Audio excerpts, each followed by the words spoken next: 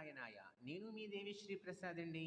మీరు వీడియోలో చూస్తున్నటువంటి శివకేశవులిద్దరూ కూడా 1000 ఏళ్ల చరిత్ర కలిగినటువంటి రావి చెట్టు మొదట్లో కొలువై ఉన్నారండి.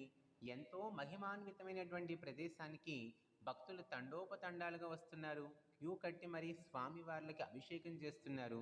చుట్టూ నాగ ప్రతిమల మధ్య ఉన్నటువంటి ఈ రావి చెట్టు సాధారణమైనటువంటి రావి చెట్టు అయితే కాదండి. రావి చెట్టుకు ఎంతో మహిమ ఉందంటారు. కానీ ఈ రావి చెట్టుకు మరింత మహిమ ఉంది. కారణం ఏంటంటే అన్ని వృక్షాలు కింద నుండి పైకుంటే ఈ వృక్షం పైనుండి కిందకుంటుంది.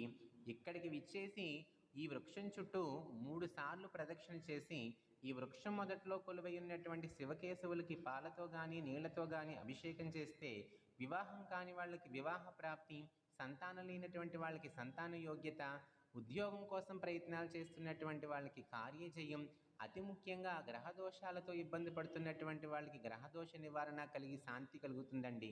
అంతటి మహిమాన్వితమైనటువంటి ప్రదేశం దక్షిణ కాశీగా విరాజిల్లుతున్నటువంటి ద్రాక్షారామ క్షేత్రంలో ఉంది. తప్పకుండా వెళ్ళి దర్శించుకోండి.